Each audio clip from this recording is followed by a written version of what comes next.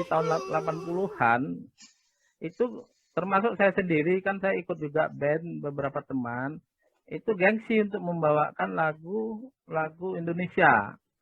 Hanya ada beberapa misalnya lagu God Bless ya waktu itu God Bless, kemudian Ikang Fauzi, kalau ceweknya Niki Astria. Di Tapi luar tunggu dulu Dior, aku Ya. bisa mundur sedikit. Aku ingat pada waktu aku SMA ya, itu aku sering menonton band di GOR, di Gedung Olahraga. iya. Kita bayangkanlah dulu betapa kagumnya kita kepada Kus Bersaudara. Kus Bersaudara itu luar biasa. Kita sampai ngantri dan semua orang nyanyi bus sekolah, ya. Berarti lagu Indonesia itu ada harganya. Kemudian masuk lagi ke Eka Sapta, Ireng dan kawan-kawan. Itu kita tonton. Kemudian masuk lagi trio Parsito, barangkali ingat tuh, Pardede, 3 orang penyanyi trio yang sangat bagus. Kita nonton semua. Nah, cuman saat itu mungkin dengan datangnya The Beatles dan lain-lain hilang semua itu. Orang berkiblat kepada itu. Dari mana datangnya musikal yang ada di Medan ini, di Sumatera Utara ini? Karena kita hidup dalam suasana musik yang padu dan semua orang bermusik di Sumatera Utara ini. Iya, memang ada sepertinya saya lihat diskusi pagi ini antara band eksklusif dengan musik tersendiri. Saya sebenarnya hanya sekedar penikmat musik aja yang saya rasakan sejak kecil. Jadi kalau di kampung saya dulu ya terkenal lagu-lagu Batak lah, Petabo, kemudian Citogol. Saya lihat rekamannya Pak Isari, itu lagu-lagu Nahum Situmorang, lagu-lagu rakyat kan. Tapi kemudian ketika saya pindah sekolah ini di rakyat nih, kalau band itu biasanya eksklusif. Mohon maaf, jadi rakyat juga tapi eksklusif, ada pendengarnya sendiri. Ketika saya sekolah di Medan, saya nonton di Astana Ria film India sampai hafal saya lagunya Sur. Kamahina kawane palisor gitu. Rakyat itu justru di Olimpia, di Astana Ria, lagu-lagu India itu jadi populer di Medan ini. Dan kemudian mereka itu menguasai, menyenangi. Saya tidak, memang bukan penganut penyenang band saya terus terang aja. Walaupun saya tahu lagu-lagu Beatles, walaupun saya tahu lagu-lagu Kus Plus seperti yang dibilang sama Pak Isari tadi. Nah, ketika saya pindah ke Jogja, saya beralih lagi menikmati keroncong. Dan bapak-bapak supaya tahu yang di rakyat sekarang, tahunya di mereka Didi Kempot, sampai di pahlawankan itu. Ya, ini loh di Solo. Nah, jadi mohon maaf, jadi sebenarnya saya lebih cenderung melihat seperti itu. Namanya musik memang universal. Seluruh manusia di dunia ini senang musik, cuma memang musiknya bagaimana itu barangkali. Kalau ini mungkin memang teman-teman berband, oke aja. Saya juga kadang-kadang mendengar band, tapi saya lebih cenderung mengamati musik di masyarakat gitu loh saya. Nah di Medan itu masuk semua itu lagu-lagu Ayam dan Lapehnya Pak Arjuna, lagu Sitogolnya Pak Isari. Walaupun orang Mandailing mengatakan itulah lagu kebangsaan mereka. Padahal yang membuat Nahum Situmorang, orang Batak, orang Mandailing, nggak ngaku Batak gitu loh. Tapi itu hebat, tapi itu top dulu. Terutama musik Padang itu masuk. Kita ingat Jenal Kombo. Osman Hussein. Tapi di masyarakat kan Pak Said Effendi, Bapak bilang tadi, atau lagu-lagu Melayu yang kemarin kita bahas. Di masyarakat justru, tapi ya secara umum, rakyat jelata lah kalau dikatakan begitu. Yang ini kan eksklusif nih, makanya saya katakan kelompok kami ini, Pak, juga turunnya juga memang kelompok-kelompok priayi Medan. Mereka maksudnya nama Bang Halis ini kan The Beatles ya, mungkin malah Tanjung Katu nggak apa lagi dia itu, atau dianggapnya itu itu kan apa itu gitu, musik rakyat. jadi sekitar itu. Tapi ya oke aja, ini satu kelompok sendiri band The Beatles, apalagi tadi Kus Plus dan seterusnya. Tapi di masyarakat juga jangan kita abaikan. Jadi jiwa orang Sumut itu pada dasarnya musikal kan sebenarnya. Yang saya mencoba menarik apanya. Jadi begini, aku ceritakan sedikit surut ke belakang ya. Itu kurasa pada tahun 70-an ya. Tahun 70-an sampai kuliah di Fakultas Teknik, aku jadi penyiar di Radio Bonsita. Jaya satu ke Radio El Draba ya. Nah, kita memutar lagu-lagu barat ya. Pada saat yang bersamaan, Teruna di Harian Wassalam membuat halaman musik. Nah, kami ketemu satu saat dan tiba-tiba dia meminta aku banyak menulis musik di Harian Waspada. Jadi bekerjalah aku di Harian Waspada. Waktu itu pemretnya adalah Teruna. Kita bikinlah halaman musik yang sangat fenomenal. Ya, Itu harus kuakui itu. ya. Barangkali semua orang membaca bagaimana halaman musik Waspada itu luar biasa. Setuju. Dan kemudian waktu itu ada Papa Vinvin bersama kami, wartawan musik juga. Ada Edi doang, wartawan musik. Yang mereka sudah tidak ada semua. Aku rasa iklim musik ini berkembang karena bantuan dari media. Ya, Jadi kita oke. Waspada. Iya. Tanpa ada Waspada saat itu, mungkin musik-musik yang ada di Medan ini tidak dikenal orang. Iya. Sampai ke Sidimpuan sana, Ya. kampungnya Pak Barudin. Kan begitu. Jadi di situ kita lihat bagaimana kekuatan media. Nah, sekarang ini kemana itu band-band Medan itu? Aku nggak tahu kemana. Yang mungkin yang paling tahu itu adalah Dior Nantas sama Herwin. Keponakannya Una juga ada, pemain musik, Eru Cakra. Tapi kok nggak segempita dulu ya? Nggak sehebat dulu apanya? Gegap gempitanya. Itu luar biasa. Nah, ini aku merindukan itu, Erwin. Bahwa ada band Medan itu yang diberitakan, kemudian menggetarkan sendi-sendi di Jakarta sampai di Bandung, sehingga kita bisa bertarung di Jakarta sana. Dulu kan ada yang mengkoordinir itu kan gitu, mengadakan pagelaran apa. Tapi dia juga ada salahnya. Dia waktu itu bikin pagelaran pun yang berbau-bau lagu-lagu barat, lagu-lagu Indonesia tak lagi diundangnya. Ya, itu kata dia tadi, Bang. Dia itu pancingan. Oh gitu ya. Macam Rollies kita dengar dulu ya. Mereka kan itu kan brass section ya. Tower of Power. Chicago segala macam.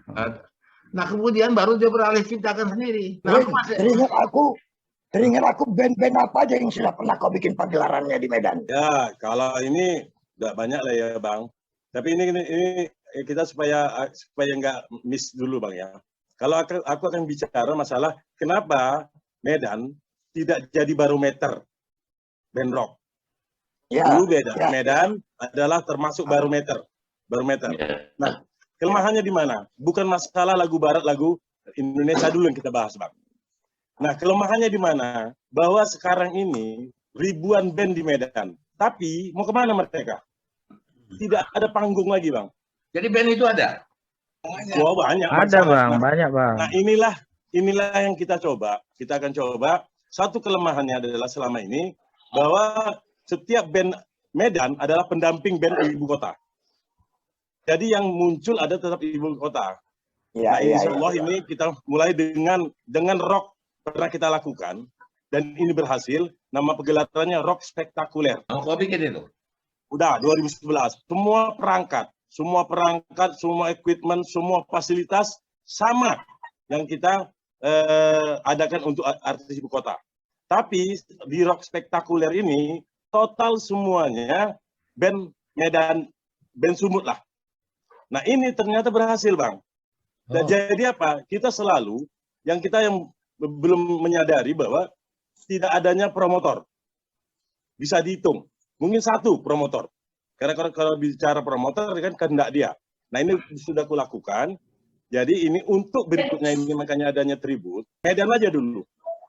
Nah, kenapa kita tidak dicintai? Nah, maka terlepas dari lagu-lagu tadi Bang. Nah, untuk mencintai ini kan harus kenal dulu kan Bang. Nah, kalau dia bawa lagu Beatles misalnya atau Rolling Stone, pasti banyak yang tahu. Dan setelah mereka tahu, masyarakat ini mencintai, barulah kita harapkan band-band ini menciptakan lagu. Nah, kalau bilang ciptakan lagu, seluruh band Medan ini Bang, 90% sudah punya ciptaan.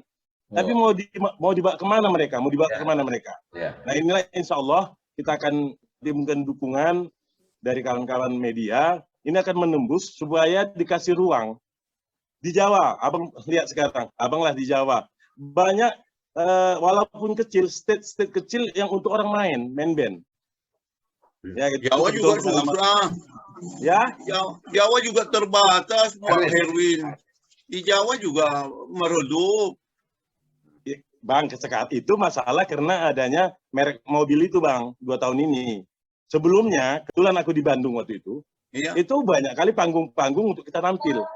Ya, Jadi tidak cukup hanya latihan saja. seperti di Gitu loh. Jogja ya, atau di apa Ya, ya. banyak panggung-panggungnya gitu. Nah, insya Allah berlalulah si merek mobil ini. Nah, Itu kita merek akan apa? munculkan lagi. Ya, Mobil Omikron. Corona, Omikron. Bang. Omikron. Nah, sama Corona, habis Corona kan Corona. lagi, Bang. Tapi memang juga, ini memang mungkin juga Pak Isyari, topik kita berikutnya di Kompas hari ini saya baca juga tentang lapangan Merdeka untuk mengembalikan kepada tempatnya. Nah, panggung itu sebenarnya di lapangan Merdeka untuk kepentingan umum, ya kan Pak Teruna? Nah, kalau di Medan, Bang, banyak titik sebetulnya yang bisa Ya dipergunakan. paling tidak itu kebetulan topik kami sudah kami rancang itu, membahas itu. Nah, soal panggung loh, soal panggung.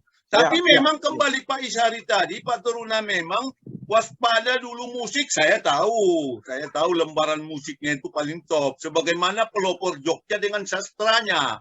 Gitu loh Pak Isyari, yang melahirkan MHCS kan, Linus Suryadi. Jadi saya tahu juga itu. Nah, Tapi memang kalau kita berbicara band seperti ini memang ya tersendiri lagi eksklusif. Kalau musik secara umum itu yang saya bayangkan tadi. Nah, kalau kembali kepada panggung ya kembali lagi mungkin ya apa yang selama ini dicita-citakan Pak Jaya supaya ada tempat publik menyalurkan aspirasi. Nah, itu tersendiri lagi. Gedung kesenian, taman budaya. Taman budaya, memberdayakan lapangan Merdeka, mengembalikan kepada fungsinya. Barangkali itu tersendiri lagi nanti. Bang Alis, Oi, awal tahun 2000-an, 2005 itu Medan ini pernah agak ada tren menyewakan studio. Itu banyak. Aku berharap dengan kan banyak studio-studio disewa-sewakan, mereka latihan di studio, pinjam 2 jam, 3 jam. Studio, aku berharap pada waktu itu muncul kembali band-band. Ternyata nggak layu sebelum berkembang. Macam mana tuh, Win? Intinya, Bang, tadi, Bang, kalau studio masih banyak di sini. Iya. Tapi orang tua latihan mau kemana? Ya, Kemana mereka? penampilan nggak ada. Jadi- Nggak ada. Sekarang kan ada. Di kafe-kafe kan muncul live band sekarang. Ya, Nah. Di kafe kan banyak live band. banyak, Bang. Ya. Tapi layak nggak mereka dibayar oleh KPKP dengan 500.000 Iya, satu band? Nah, Iya. ini mana pula 3 jam, Bang? Dari jam 9 Malam. sampai pagi pun, Bang. 500.000 ya? Nah, jadi Ya, Win. inilah, Bang. Ya. Ini yang kita harapkan mungkin Bang Teruna. Nah, karena kita bukan muji waspada, kalau zamannya aku tahun 80-an Bang Teruna, itu ada almarhum Bu Hari Mualawai adalah silakan Anam Pendawa. Termasuklah si Diur di situ dari Ya. mimbar umum. Nah, media ini tidak bisa terlepas. Nah, makanya kita sekarang butuh media untuk mendorong ini akan dibuka lah, gitu loh. Jangan kalau KP, Bang, waduh mak, Bang, itu KP pun dari ribuan di Medan, Bang. Diganggang dengan KP. Jadi kalau ini Tapi- tenang aja, Win? Kalau begitu langsung aja kita daulat UNA nih. Minta kewaspada, bantulah pemerintah musik. Itu aja, Bang. Nah, jadi kita kalau tidak didukung media, mustahil, Bang. Walaupun ada medsos segala macam, ini kan bukan masalah itunya. Sekarang anak-anak sekarang, band, latihan, yang ada dia naikkan ke YouTube. Apa sebatas itu? Apa mereka tidak Ya. tahu bahayanya? Andai kata itu diambil, dicaplok sama yang sudah terkenal. Tidak punya hak cipta. Nah, inilah, Bang, mudah-mudahan dengan adanya manajemen ada manajer ini akan tertanggulangi. Sementara manajer kalau di Medan sekarang ini manajer adalah toke, bukan manajer, bukan manajer itu digaji oleh band. Yang ada toke. Nah, ini pengertian ini. Makanya Beda. ini supaya Iya, jangan beda. salah kaprah, supaya jangan band rock ya, Bang ya. Band rock ini bisa jadi barometer itu dulu. Nah, mengenai dia membawakan lagu Indonesia, dia membawakan lagu Barat, itu enggak sesuatu yang riskan, bukan. Tapi bagaimana ini mereka dicintai oleh rakyat dulu. Dulu itu memang kekuatan, kalau aku lihat sih abis dari generasinya Bang Una kan kemudian masuk punk rock, kemudian kan jadi down ya musik rock. Barulah kemudian ada Siblong dari 84 kalau nggak salah itu mulai ada bangkit rock. Ini kita konteksnya rock lah ya abang-abang. Jadi saya lihat kekuatan di antara tahun 80-an sampai tengahan atau 97 lah sebelum reformasi, itu memang gila-gilaan panggung musik rock di Medan. Salah satunya adalah karena ada labor yang didukung perusahaan rokok. Nah, kenapa kemudian akhirnya rock ini atau band-band Medan jadi kurang direspek oleh publik? Itu ada beberapa hal saya lihat ya. Pertama itu karena masuknya televisi nasional, artinya siarannya masuk. Kalau dulu kan kita cuma TV aja ya kan Bang, TVRI aja. Kan dua, masuklah TPI pertama kan, siaran masuk ke rumah kita silahkan. Kemudian dari Jakarta ini mengadakan konser-konser gratis. Kemudian udah berkurang apresiasi terhadap musisi lokal atau rocker lokal.